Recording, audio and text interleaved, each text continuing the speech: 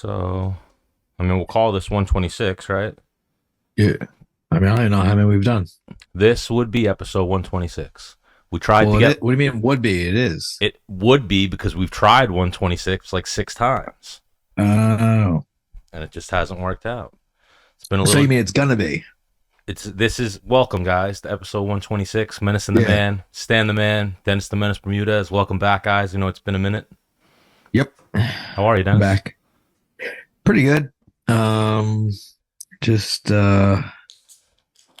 when we get another fighter on here who has kids, whose kids are in athletics, I want to talk to them about schedules.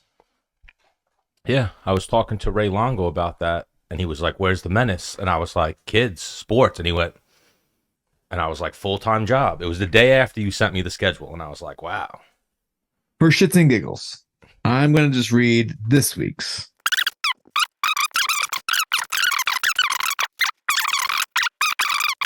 Thursday. Well, wait. Can we just go long story short? Menace is a busy guy. Yeah, sure. Every day, Menace has something to do with kids. Anyone out there with kids, you guys know how it is. Kids in sports. He's raising 2 little savages, so they play everything. So we'll start here. Just jump right into it. Luke, I keep calling, every time I say the fight, I say Luke Perry, meaning to say Mike Perry versus Luke Rockhold. Luke Perry died, R.I.P., but Luke Rockhold, Mike Perry. Did you get to watch the fight? Yeah. Well, I watched. It was a pretty quick fight. Yeah, I watched the whole fight. Yeah. We did make a $20 bet on it. I don't know if you remember. Fuck. And you were going $20. Yeah. I figured, bro. I saw one meme, and it solidified like my thought process in Mike Perry and Bare Knuckle. It was Jon Jones, and it said Mike Perry in BKFC, and that's pretty much what it seems like. Like MVP on paper. If they fought in MMA, MVP beats the shit out of Mike Perry. Probably TKOs Mike Perry, if not 50-45s him and makes him look bad. Who's the other one? Rockhold. Rockhold fucking kills Mike Perry in MMA. Yes. Murders him on the ground with the weapons of the feet. It's a whole different thing. But bare knuckle boxing, Mike Perry all day. If Mike Perry fought a lot of people to the death, I might be riding with Mike Perry. He's that guy. You're not wrong. Here's the thing, too, with bare knuckle. MMA, when you get dropped, you get that quick little referee comes in and stops the fight, and you maybe jump up. Like many times when you were rocked or something, if you got 10 seconds, 8 seconds, and 8 count, God, I'll fight all night. Yes. So the only time I've ever seen Perry knocked out was Jeff Neal. Jeff Neal shin across his face and then followed up with punches. That night, Mike Perry would have got right up. If the referee gave him an 8 count, he would have got up 100%. Yes. You know what I mean? Like sometimes guys don't have that off button. Mike Perry don't seem to have that off button. Yeah. There's also like you as a fighter, you know how good Luke Rockhold is. Yes. Luke Rockhold's really fucking good. If it was a bigger ring, Luke Rockhold would have a little bit more of a chance. There's also I love the aspect of dirty boxing in Bear, which really actually turns me on. Mm-hmm. Where I'm like, the boy could get in there. Really, I feel like I could do a lot of damage. And then I did say to you, you saw Mike Perry immediately. His criticism was like, this dude didn't take me serious. He had a fucking bullshit mouthpiece. So I would almost have to ask Rockhold that question, like, Rockhold, what kind of mouth? And then Rockhold did say after the fight, maybe I should have bought a better mouthpiece. So did he go in there with a fucking sports authority, fucking Dick's Sporting Goods, fucking boil and bite? I mean, yeah, with also taking consideration, like, when you're someone who does MMA, combat sports, you got to know that like the jaw and like your bite there's a correlation between that and getting knocked out. So for someone that's got blown out a few times and knocked out, wouldn't you be like, that's like your fucking main priority is like to get something that like makes it harder for you to get knocked out? I'm getting the best mouthpiece money could buy. Oh my God. Yeah. Luke Rockhold's not poor. You saw even the leading up to the fight between him and Mike Perry. Mike Perry and him started talking about money, and Luke Rockhold was like, I'm the highest paid motherfucker in this company. I'm the highest paid person on this card. And right? You probably think. What's the number? What's the number he got? I didn't see, but I'd imagine it's pretty fucking good. I'll have to follow. 800,000? I'd imagine. So even I had a couple of segues off of this conversation. We could either segue from Mike Perry and Luke Rockhold into Jon Jones, or we could segue into Francis Ngannou, or they both kind of can go that way, because you saw a bare knuckle and everyone's trying to offer Francis Ngannou money. Have you seen this? Yes. And apparently the price tag is outrageous. For Ngannou. 20 dude, he's how much time has to go by before, like, all right, dude, you're worth nothing? He's worth to me, he's worth nothing right now. Without the UFC, he's not worth anything. Yeah. As crazy as that. Because how many times did he actually defend the heavyweight belt? Twice? Once? Well, here. You haven't met her yet. Making all the noise in the background. Oh.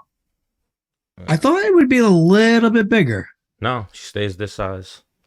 This Okay. is Joanna Jonesdrzejczyk. I named her after Joanna, and then obviously she's black, and she looks a little bit, like Jon Jones. She acts wild, so. But yeah. Thanks. She doesn't like you holding her like that. Well, she doesn't like anything. She's trying to break shit right now, so. Right. Cute dog. Cute dog. Yeah, she's cute. She's cute. But so apparently Francis Ngannou can't get a deal. Chael Sonnen can't get a deal. I mean, I wonder what his number is. Apparently his number is like 30 million, and he wants a seat. 30 million? Apparently whatever company he fights for, he wants a seat in the boardroom. So the ONE FC guy came out and was like, what the fuck is he talking about? They're like, a seat in the boardroom, he'll be lost. Like, so we're going to have a boardroom meeting, and we're going to put a bunch of people in suits, and then we're going to put Francis Ngannou in here? Like, yeah, we have domestic partnerships, and we're working on some deals, and blah, blah, blah. Francis, you good with this? Like, what, you know what I mean? Like, what would his input be? His input would be he doesn't have any degree in, like business management or anything like that, or sales. I think they missed their opportunity. It was Usman, Adesanya, and Ngannou. I heard Luke Rockhold actually say this. When they were all champions, they had some power where they could have bonded together, almost started the bargaining agreement, if you will, the negotiation between the UFC and the fighters. But instead, they were like, "No, I'm doing my thing. Francis, you're on your own." Francis has now gone, no, to a point of no return. There is a return, but his number would probably be like, they'll probably give him 5 million. I've heard a lot of people say it.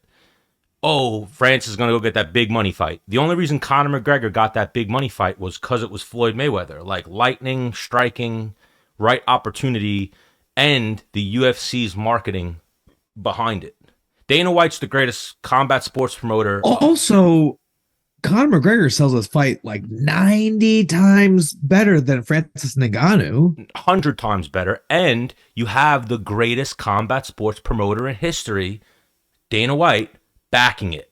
Versus, you ever see that thing like, it's like, I'm going to go fight Tyson Fury. The promo picture can be Ngannou wearing a UFC shirt with the UFC belt, and it's like, oh, UFC versus boxing. Yes. Or it's Tyson Fury's going to fight Francis Ngannou. The casual fan's going to be like, who? And what are they going to put him in? A black t-shirt and a black pair of pants? And be like, no. He's a badass. Trust me. We don't have the rights for the highlights, so we can't show you. But trust me. You know what I mean? Like, he knocks people out. The money, the big lucrative fight was in the UFC's involvement. Was the UFC down for the cross promotion? Apparently, no. And because of his other demands. If Ngannou would have been like, hey, Dana, pick up the phone right now, Ngannou. Hey, Dana, I got the first fight for Zuffa Boxing. You're going to set this thing up, and you're going to help me fight Wilder, Joshua, or Fury. Like that's the move. You know what I mean? If you don't Yeah. have them involved, I there's wonder no. because English is not his first language. So who's his money guy that's like, trust me, kid, we're gonna make it. Well, it's Listen weird. to me. We met the Right? guy. We met the guy. We were actually very cool with the guy. He was very nice to me. He was cool to you. He said he knew who you were. He was, remember at the Eagle FC, the guy Okay. who I thought was Kevin Lee's brother. I went up to Okay. some guy and was like, yo, he looks, enough like Kevin Lee. I was like, what are you, like his brother or something? He was like, no, I'm his manager. That's his manager. So apparently this guy is the one who was managing Ngannou at the time when he got into this negotiation with the UFC. And then when the negotiation was going bad, this is the guy who was, acting on behalf or representing Ngannou. And now I think he's still representing Because Ngannou. I get it. For that, I mean, for that guy, obviously, it's no loss for him, right? For the manager? Yeah, like sure, Ngannou's career fucking turns into nothing. He still manages a ton of other people, and like, all right, he's still gonna keep living. But Ngannou's gonna be like fucking 45. Be like, I should have fought for $5 million 15 times. And I'm not you know what I mean? 100%, but it almost seems to me like a Jerry Maguire situation. Like I think the guy left the company he was with and didn't take everybody. Like I know he managed Kevin Lee. I know Kevin Lee is now with Ali. Like I know a couple people like didn't go with him, and I think Ngannou's the only one who went with him, as far as I know. So he's like Jerry Maguire for Ngannou, and they're riding. So this guy's riding. It's got to work. He's so deep. Apparently, they went to Bellator. I think they went to Bellator. Nothing happened there. I think they started conversations with the PFL. I think PFL's still ongoing. Chael Sonnen said that he's probably going to sign with the PFL. And then One Championship said absolutely not. Like we offered him $20 million, and the guy wants outrageous, things that aren't possible. And then Who was going to give him 20 million? One Championship. Holy fuck. And then Bare Knuckle said that they made him an offer, but he wants way too much. And then a funny thing, we'll segue into this too. Bare Knuckle was like, oh, he's way too much for us. And then Bare Knuckle, he did an interview with, I think, Ariel. And I was watching it, and he said, he's like, we don't have 20 million. Like, 20 million's like a lot for us. And I was like, ooh, probably shouldn't have said that. Like, Dana White hears that, and he's got Dana White's Bare Knuckle Fighting Championships on Wednesday nights starting in the fucking summertime. You know what I mean? No, but the UFC doesn't want to pay that kind of money either. They don't, but if Bare Knuckle's fucking popping right now, like you saw the buzz it made with Conor McGregor getting in the ring. Conor McGregor versus Mike Perry, that would be an amazing fight. Yeah. Like Dana, the light bulb could go off right there. Like, oh, maybe I don't let these guys go when they're older. I segue them into this. Right. And then imagine if Dana White goes bare knuckle boxing, slap fighting, fucking everything. And then it's like, monopolize every which way of combat sports. Right. That's what I would do. Like, you can't take, you're too old now, and you can't be a champion out of the UFC. Here, I got some other leagues where you can use Perfect PEDs, example. and go ahead. Raging Al, perfect example. Raging Al, you got bad knees, you don't want to grapple anymore. I got something for you. He's gonna sling some some bare knuckle. There's definitely a market, as well as a list of fighters that I think the UFC could fucking get in there. But anyway, Well, the thing is also those veteran fighters that have been doing it for a minute, they want coin. Yeah. Well, you know what I mean? Like, Dana, you're not getting me in there bare knuckle or BKFC for 50 grand. No way. Yeah. Well, that's the thing too. They're paying good. They're paying numbers that the UFC wouldn't pay. So we'll segue there and go to, you saw the BKFC, you saw Conor McGregor there. Every single time that I have seen Conor McGregor for, I want to say almost the last 2 years, he's drinking. Every time. So people were he's Irish, dude. That's what Irish people do, right? That's like, whenever someone's like, I'm Irish, you're like, oh, so you're a drunk, right? That's like the first thing you think about of any Irish person, right? Yes, but is he getting ready for a fight? Is that part of his training camp? I think it might be at this point. The weight's at 170, correct? They haven't announced the weight. They just announced that the season premiere is May 30th. That's all they've announced. They haven't announced the fight date, but now they're May saying 30th. So usually the finale, the fight is at the end of the season. they're saying end of the year. If UFC wants to have the biggest show they've ever had, they go with this Ultimate Fighter on ESPN. They have Michael Chandler and Conor McGregor main event. It'll be tough to get this to happen, but they have Conor and Michael Chandler main event in a non-title fight, the UFC at MSG in November, and they have Jon Jones versus Stipe as the undercard. That pay-per-view easily over 2 million. If not 3 million, I think. That's a huge pay-per-view. Now, where does Jon Jones sit on taking a back seat as a co-main? That's part of it, yeah. Jon Jones put out that he's probably going to retire after the next fight. He's going to fight Stipe. I did hear that. He's going to fight Stipe and then be done. Unless Francis is down. Dana White said that conversation's over. The only way that happens is if Menace and the Man get in Francis Ngannou's ear and we go, Francis, and we dial the number and we go, here, call him. Just call him. Just say you're sorry and fucking, you guys can work it out. Like, it's not happening. It's not happening. Dana White closed the door on it, and I think Ngannou, the negotiations went so terribly and it was so dragged out that the UFC is just done. Like Ngannou, like, how much money do you have in the bank? Like, I have 15 million. So what if you added 5 more to that? Then you have 20, dude. That's more than 15. I don't know. I think, yeah, I like what he was trying to do. You know, get more money for the fighters and be an advocate for the fighters. I love the idea. The approach is wrong. Well, the thing is he, again, is asking for asinine money. You know what I mean? So, for example, like... Bro, it's not even the money. It's the other demands. It's the board seat and the weird demands, apparently. It's the, you know? Like, the ONE FC guy said money was not the issue. It was he wanted a seat in our boardroom. He wanted to come up with his opponent's pay. Like weird shit that they were like, no. And even for the UFC, we're not going to change our whole fucking business model and everything when we have 600 people, 700 people under contracts that whatever we do with you, it's going to change all those contracts. Like it was just, you know, I don't know. I haven't been there negotiating. We got to ask Dana or Hunter Campbell what happened. He's got to look himself in the mirror and be honest with himself. Like, what happened in those negotiations? You know what I mean? Yeah. Like, what was he asking for? What we got next? I don't know. But, so do you think Chandler and Conor even fight? Or is Conor McGregor a full-blown alcoholic? I would like, because he keeps saying, I'm never going to retire. Bro, I thought him and Perry, you know crazy people. I've been in fucked up situations. Him and Perry were a fucking a fucking wrong sniffle, a wrong eye twitch away from fighting right there.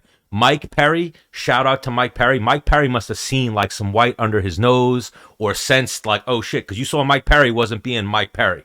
Mike Perry was being like, oh yeah. Well, I think Mike Perry's a fan. Yeah, and I think he wasn't expecting Conor to come in there as he wasn't ready for it. Conor chucked his chin up and was like, what's up, bloke? And he said, you know, Cowboy took my arm. And Conor was like, what did I do to him? What did I do to him? Meaning, like, I'm probably going to do something to you right now. And Mike Perry was like, I know, relax. We're good. Yeah, there was way too much respect given right there. It's like, don't feed the animals. If Conor, like, imagine Conor swung on him and then Mike Perry just fucking sent like a 6-piece. Mike Perry, especially off of that contract, would be one of the biggest stars. Bro, that's a fight right there. Right now. You think Conor... On paper, it's like the Luke Rockhold fight. You think Conor, he lands that left hand and fucking knocks Mike Perry out. There is a very good realm where Conor McGregor breaks himself on Mike Perry. Yes. You know what I mean? Like 3 minutes into that fight, Conor McGregor would be like, holy shit, this was a terrible idea. Yes. Mike Perry's a fucking animal with that bare knuckle shit. That's why I picked him. That's why I bet $20 I picked him. But so Chandler, Conor... I don't know if that fight's even going to happen at this point. I don't know if Conor's in a testing pool. We don't know what's going on with that. Usually they do the fight right after the Ultimate Fighter season. We don't know about this one. I hope it happens. But so we'll just you got things to do, so we'll go for UFC 288. Gilbert Burns fighting Belal Muhammad. Two of our favorite guests on Menace and the Man in the past. I've trained with Gilbert, so I go Gilbert. Of course. I think Gilbert's just a little bit better everywhere. The only place that Gilbert might not be better, but is still astounding, would be in the cardio realm. Okay. And I'm saying that with a question because I'm not. This is a new Gilbert. So even when I posted something recently about Gilbert, his wife messaged me and was like, LOL, this is when he was still fat. He was still eating sugar. Right. He's like cut out sugar, right? Or something like that. You and Gilbert Burns, I watched you and Gilbert Burns fat shame each other and fuck with each other for a couple of events throughout 2022. And then 2023, you both were like, you know what? I'm in this now. So he like gets little niches with people. Like he beats up the cornerman Tate. Mm-hmm. He fat shames me. And I'm sure there's dozens of other people that he has one thing that they just, every time they see each other, it's just like on with whatever they, say or do to each other. I have a video where you turn the fat shaming on him and you see him get like, oh shit, like he's got me. Get it out. But it's amazing. But so, yeah, you got to go Gilbert. But so do you think the winner of this fight should get a title shot? And I'm not sleeping on Belal. Belal, for is sure. A killer. Yes. How many fights what's Belal's winning streak right now? I want to say 7. And Gilbert's is like 2, right? Gilbert's is 2, but the names. So even that, Belal was complaining, oh, I want the title shot. I deserve the title shot. Does he deserve it? Sure. Every fighter with a win streak can say I have that argument. He doesn't have that name. So why is Colby Covington getting the title shot? Because he beat Robbie Lawler and Tyron Woodley years ago, and they were champions. So that escalated. He's also been number 2 for like ever. When you beat a champion like that, it escalates you to this weird tier. You know what I mean? Yes, where it's like, all right, he's in this realm for the next few years. And then even where people were like, what's going on with Colby? Why is he getting the title shot? He tried to take the Poirier fight. He took the Poirier fight numerous times. Didn't happen. And then he tried to take the Khamzat fight numerous times, and it didn't happen. Every single time was nothing to do with Colby. So the UFC's going, okay, we'll reward you for this. And the world is like... But I think, was the question... Are you talking about who of those two should get the fight who gets after the next, Colby or in front of Colby? The theory right now, or the thing that's being said is, we're not sure what's going to happen with it, but the winner of this fight gets a title shot. They're not sure if they cut Colby or if they get it after Colby, because Leon versus Colby was supposed to happen in July, got postponed. Now they're saying end of the year. I actually think that Leon's going to that fight might not happen, Like if Leon says I'm not fighting, want that fight. If Leon says I'm not fighting until the middle of next year, are they going to let Colby sit out for like 2 years and then get a title shot? No, I think then the winner of Belal Muhammad and fights Colby. Gilbert fight Colby for an interim title. Yeah, shit's getting interesting there. But so who would you get if you were Dana White? Who gets the next title shot? Colby Covington, who said yes to these fights and is marketable, but hasn't fought. That's what I'm saying. Who's going to be the bigger, if Belal beats Gilbert, he's got that name. And it's like, all right, you didn't beat a champion, but you beat the fucking BMF. You beat the guy who fought for a title. You beat the guy who arguably is the number 1 or 2 contender. Belal just needs that win. Yeah, so I mean, he's beat very, very high talented guys, He's really good. It might just be Gilbert's little wave right now. But that's the other thing that I worry about with Gilbert. Like burnout. There's also how you win. Yes. Well, wait, like burnout, when a fighter gets burnt out, sure. I worry about that for Gilbert. And then, of course, it's how you win. If this fight's a snoozer, then... Right. They did make it 5 rounds. So it's a 5-round co-main event. Huh. Yeah. with no belt. No belt.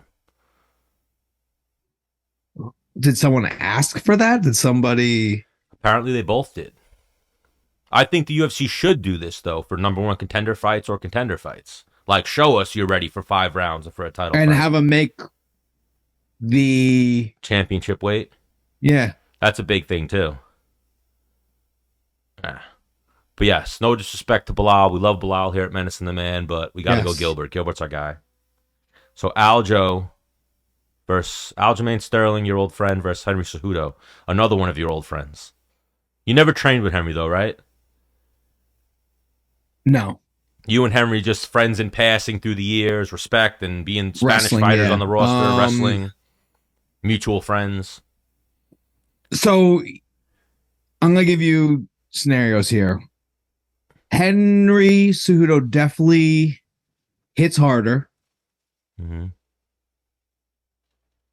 Aljamain is very hard to hit. Aljamain can also, and Aljamain will take down Henry if he does what Aljamain does, and he's done it to me, and that's why I say it. I'm like, I could see how Cejudo would be like, yo, what the fuck? Where he makes you kind of chase him, and like, you're like, yo, let's fucking hit each other, and you start getting like overly frustrated where you start chasing him almost, and then the level change of shot, you're like, fuck, and you're sitting on your butt. Now you gotta get his fucking back. He's on you. And you gotta get him the fuck off. And that's gonna take at least, it's always taken me, the fastest I ever got Aljamain off me was probably 2.5 minutes. 3 minutes. Yeah, like what you're saying, from sparring Aljo. Aljo walks you into, he's very good at setting up what he does. With moving you to where you need to be. Like I've seen him walk, like he does that, switch his stance, and he's circling left to right, backing up, and he walks you into, what you're trained. Yes. What you're trained to do, and it's so hard to actually do. Aljamain, I think, has mastered. Like a coach is like, set up your shots. It's a lot easier said than done. Right. You have this other guy who you're not in his brain. You have to get in his brain and make him fucking do this shit. Yeah. Aljamain's very good at that.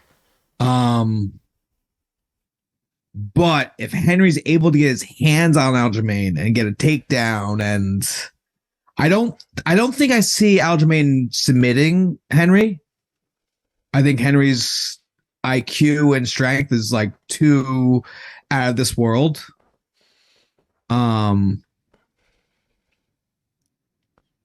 I would like to see a match where they're both shooting at each other and like take each other into deep water and see who's fucking, shoot, get stuff, struggle to get back to their feet, fucking another guy shoots stuff that like, we're like, they just gotta look at each other like two pit bulls, like they've been fighting for 20 minutes. Like, fuck, you gonna give up? Like, no, I'm not. You gonna give up? No, I think it's gonna be an interesting one because shout out to Jesse Jansen. He hit me up. He goes, "Can Aljamain win, or is Henry gonna win? Because he's knows Aljamain but is tight with Henry. Yeah. And I was like, listen, man, I've had both Gregor Gillespie and I've had Aljamain on my back, and they feel very similar. Yeah. But one's 2 weight classes lighter than the other, Mm-hmm. And I'm like, he's very good at getting to people's backs. And I'll tell you right now, if he gets to Henry Cejudo's back, if he does not finish him, the rest of the round will stay there with Henry on his back. What Aljo on Henry's back, yeah. Yes. Yeah, and something you'll attest to too that I think, I'm not saying Henry's overlooking, but from you've traveled, you fought at the highest level, that style of jiu-jitsu that Aljamain has, that like Renzo Gracie, he's like where you learned to defend that style. You didn't learn this, you know what I mean? You didn't start applying leg locks. He does have some good attacks. Aljamain's got that jiu-jitsu. Like Aljamain's good off his back. Aljamain's good in scrambles. Aljamain's got submissions that I don't think it's as easy if Henry takes him down as Henry thinks. Like Henry thinks, if I get him to the ground, Aljamain's not a top guy. I think Aljamain's like a... Yeah, but Henry's last few fights have been like, yo, let's stand and bang, I'm going to knock you out.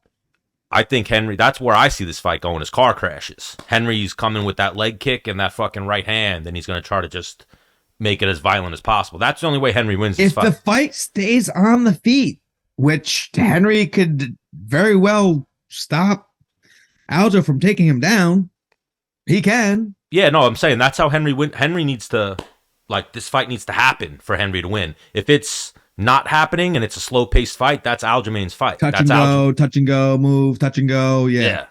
That's Aljamain setting up until he does something. You know, But the last few guys that tried to do that to Henry, they woke up looking at the fucking rafters. Well, Henry's very smart. If you look at Cejudo, you look at Cruz and he's been working with Mighty Mouse, who's one of the best ever at that touch and go and making, you know what I mean?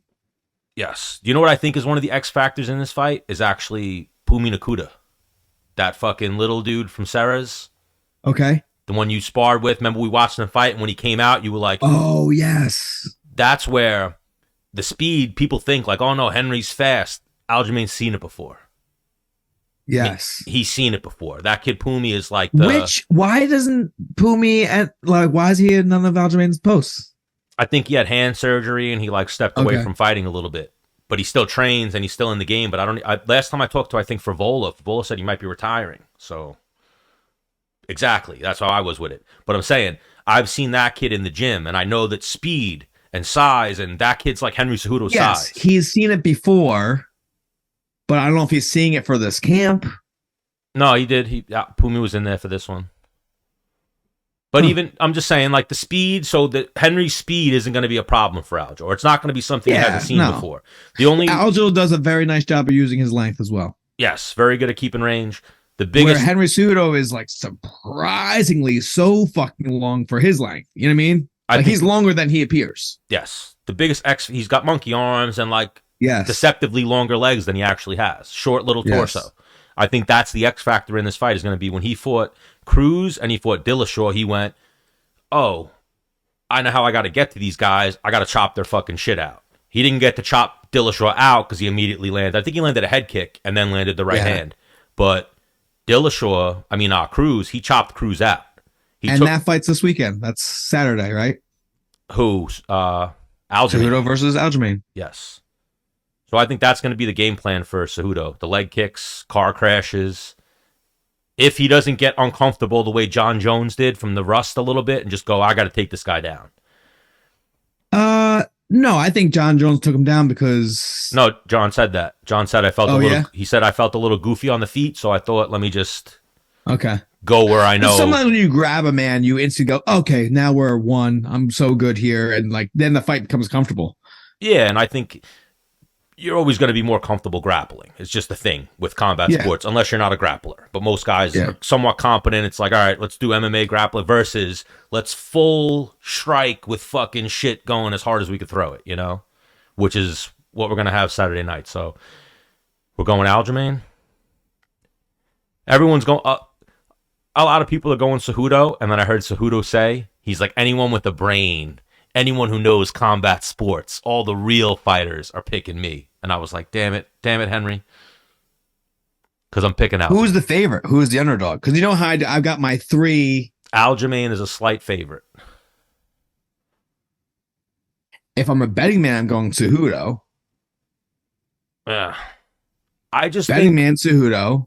The ring rust. It's a real thing. And it's not that I think it's really ring rust. I think it's the system shock of the pace of the fight. That it's like Henry is the guy in his room. So is everyone, when he brings in sparring partners, are they really trying to kill him? You know what I mean? Because you might get kicked out, you get in some trouble, kicked out of camp and bullshit if you're that guy. You know what I mean? If a guy comes in and spars Henry. I'm not sure because he comes from a wrestling background. Okay, hold on. Whoa. No. If a guy comes in camp and he knocks Henry out on Monday, is he coming back to spar Henry on Tuesday? Maybe. No. Maybe. If he knocks Henry out on Tuesday, is he coming back on Wednesday? No. You know what I mean? If someone's pushing Henry's shit in this whole camp. Well, yeah, but nobody's knocking out Henry. I was just using it as an example. You know what I mean? Yeah. granted, you don't train, well, when you spar and get ready for a fight, you're not always going to spar a guy as good as your opponent. But, like, how much... I personally have always tried to spar better than my opponent. Yes, but I'm saying... so if I could get him. Henry Cejudo is the greatest combat sports athlete of all time. I think he's an Aztec warrior. I think he's going to come in there and be game, but his training can't, you know? Did he get those rounds that he needs to get? I think so. I hope so. To get his cardio in check. That's what I wonder. Is his cardio going to be there because of the ring, you know, the ring time off? And sure, I think so. I hope so. Again, he's smart. Yeah. But I'm saying, like, if you look at Ali or Muhammad Ali, and you look at Sugar Ray Leonard and the people throughout history that even, I'll use GSP as that example. GSP didn't look great when he beat Bisping. He won in spectacular fashion. How many years has he been retired now? What happened? How many years has Henry been retired now? 3. But only like 2, because he was still training. Okay. But, all right. Yeah. So, ready for this? What do you got? Betting Cejudo. Who I want to win is like... This fight for me is kind of like when Pat Cummins fought Vellante. Yeah. It was like, listen, whoever wins is my friend. Other one. You know, it's one of those, you know. And then in terms of the Menace and the Man rule, where they've both been on the show, they've both been like awesome assets to the show. But the one little factor is that Aljamain is a hometown Long Islander from New York. He's helped, you know, he's trained alongside me. I helped him get ready for fights. He's helped me get ready for fights. So I got to go Aljamain. Yep. Got to always go with the hometown guy. Going with Aljo as well. See what $20 gets me if Henry wins. Yep. Well, we'll call that a wrap on episode 126. A little bit of technical difficulties trying to get back into things, but we'll get things figured out and start pumping out content for you guys. It's good seeing you, Menace. All right. Likewise, Dan the man. Well, see you later.